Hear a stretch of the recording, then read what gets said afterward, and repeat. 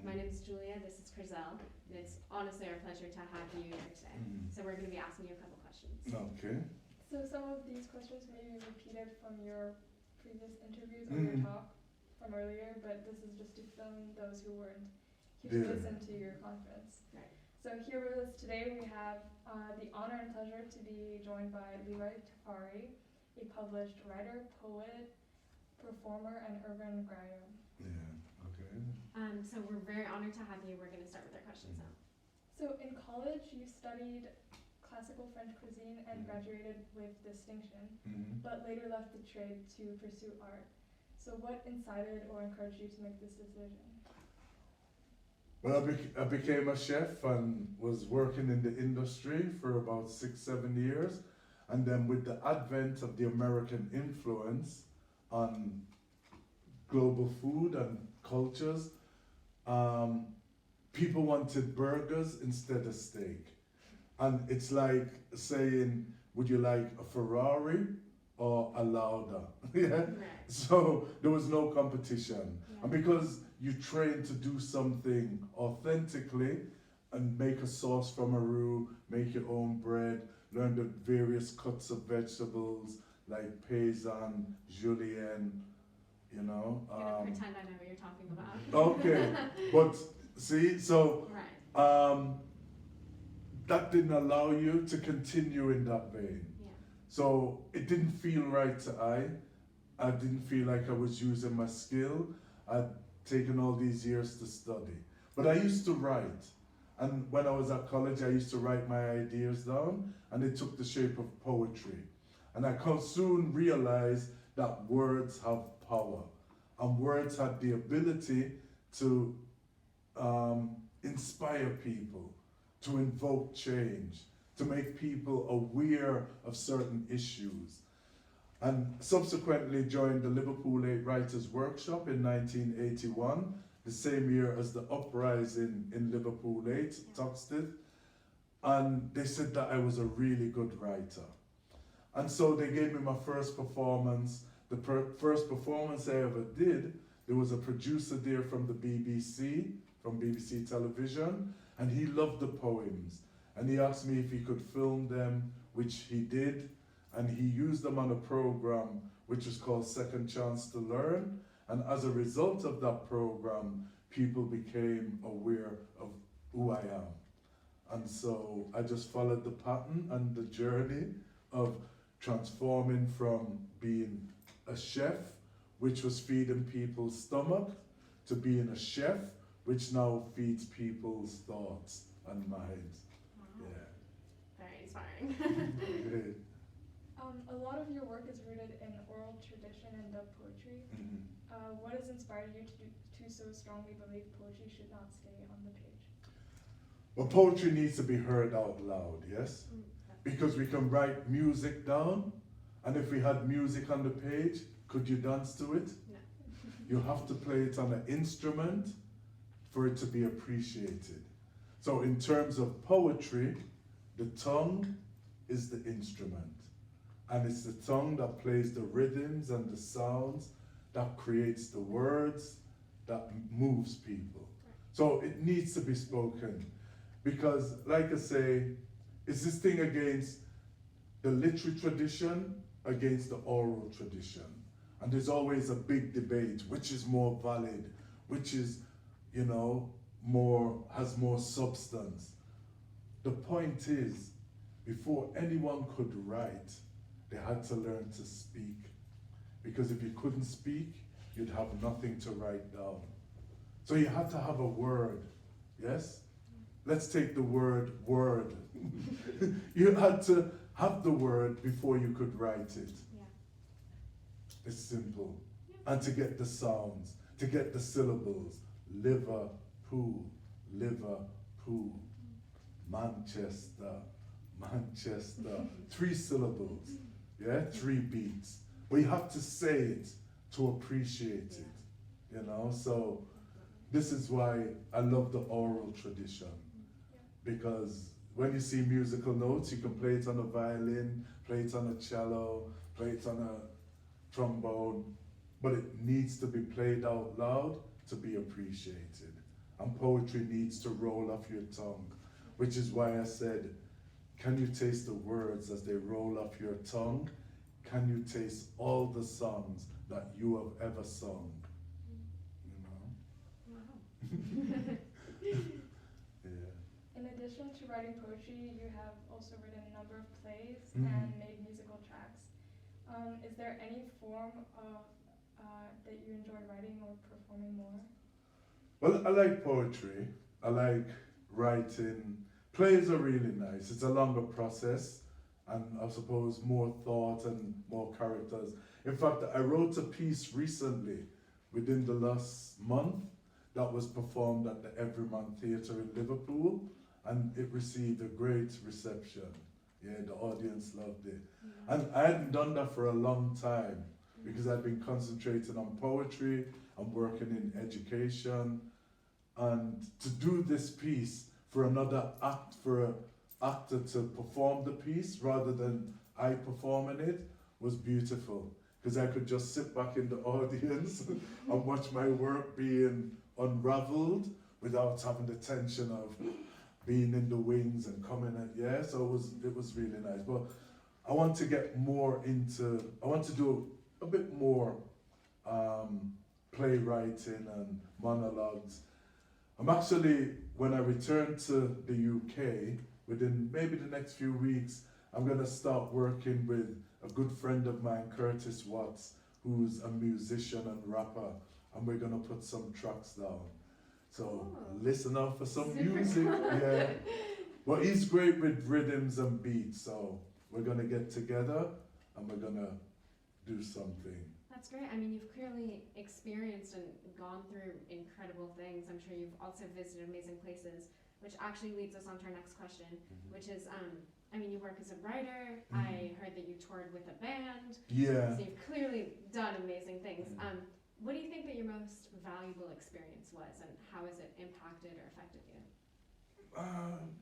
But it's difficult to say because I'm sure there's multiple. Yeah, lots of different, the various experiences are important, and they're character building, and they strengthen and form a foundation.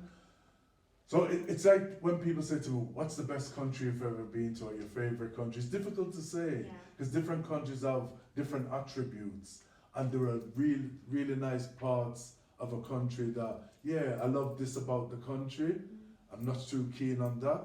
But then with another country, I'm keen on that, but I don't really love that. So in terms of my work, I think just being able to have the opportunity to be able to express myself without being oppressed by a dictator or a system that has a dictator is fantastic.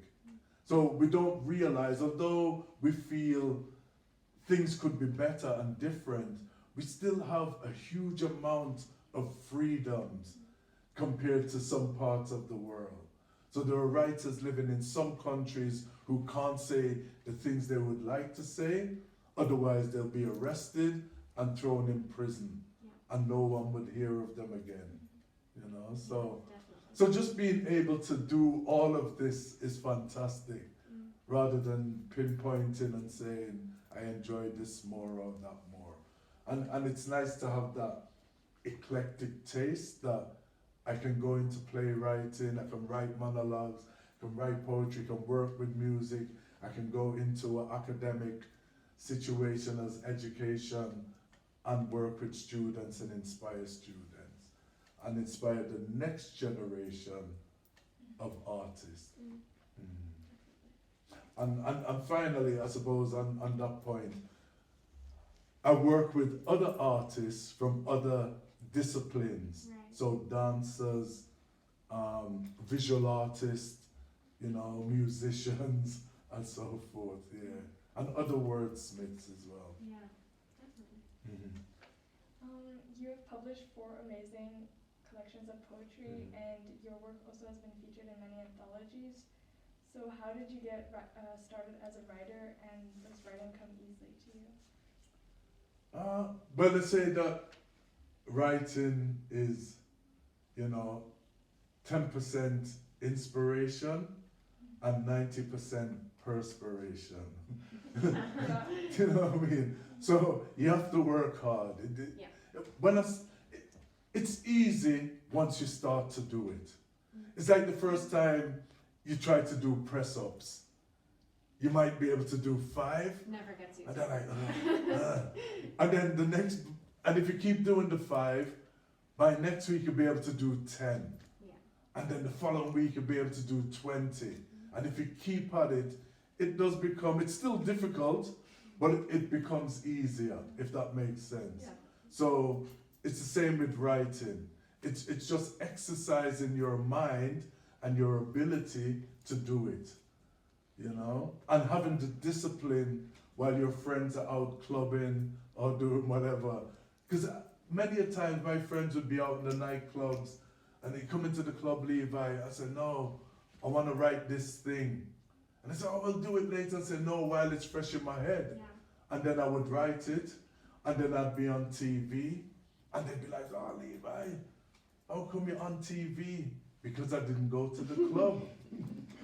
You see what I'm saying? Yeah. So it's like an athlete. All the athletes that we see in Olympics and, you know, games, they're disciplined. You know, they have to watch their diet. They have to train while other family members are on holiday or doing stuff. And if you want to be a world champion, even more so. Which I don't necessarily want to be a world champion. My thing when I started was just to make a contribution. Yeah. And I feel I've done You that. definitely have. Thank you. Also, one of the things that I found really interesting was that you've apparently visited a lot of schools and universities and Mhm. colleges, and also prisons, which I Yeah. thought was really thrilling. Why is this such an important element to your work, if you'd like to call it? Because, you mean why do I go into prisons? Or just the education? Yeah. Well, so that the tradition continues. Right. Because if it just stops, if we keep everything to ourselves and we don't share it, then the next generation are not going to be able to build on it. Yeah. So it's like a relay team, and you pass the baton to the next person, and they go with it, and then they pass it to the next person, Yeah. Yeah. and that's what it is. I thought that was really great because I mean, a ton of other people who do such like work like you Mhm. don't think to go to schools or to like prisons or to, especially prisons, because Yeah. I mean they're still people and they still deserve to But they have- need people pass need it on. rehabilitating, don't Right, they? exactly. So if you want them to come out of prison and fit into society and not, you know, commit acts of criminality on You people, have to help then we them. need to treat them like people. Definitely, yeah. So if you treat them like criminals, they will act like criminals. Mm. So if you can give them, because some of them have just been led astray, and poetry and painting or writing of novels can bring them back. Because there are many writers who have been to prison and have come out of prison, and yeah, they found their niche in writing, and it's kept them on the straight and narrow. Yeah. And then there are people who, there's a particular politician I'm thinking of, I won't mention his name, but he was a award-winning writer, let's say, got caught up in criminality of a white-collar nature, ended up in prison doing Bird, wrote a novel while he was in prison, and when he came out of prison, he released the novel, and he was back on track. Yeah. So, you know, Yeah. but it's like someone said before about the police, you know, all police wicked. No, you know what I mean? And when I talk about Europe and Africa and, you know, people I don't mean every European, because this term white privilege doesn't fit every white person, because not every white person is privileged. Yeah, definitely. Do you know what I'm saying? All So- doesn't actually include all. Exactly. But the thing I would say, that a lot of white people or European people feel entitled as opposed to privileged.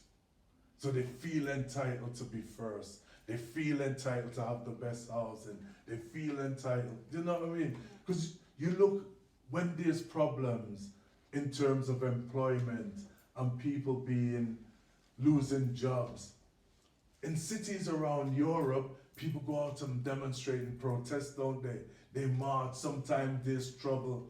When it happens in Asian and African countries, you don't see people going out marching. People who are earning £2 a week or a day doing what they're doing. You don't see them outside government buildings making noise. You see what I'm saying? So, Yeah. so that's the difference, Right. you know? Definitely. So, And this is our last question, but I mean, you're incredible. You've done so many things, so many different professions. What do you hope people say about you, and how would you like to be remembered, like 20, 30 years from now? all right. That's an interesting question. How would I like to be remembered? Because you do so many things. Yeah. But I would like people to, when they think of Levi Tafari, that they will think there was a good spirit, there was a good man who made a contribution to humanity. Yeah. Mhm. Pretty solid. Yeah. Thank you. Okay, well, I think that wraps it up. We really enjoyed speaking with you. Thank you so much for coming. Okay, on. thank you for your question. And yeah, Yeah.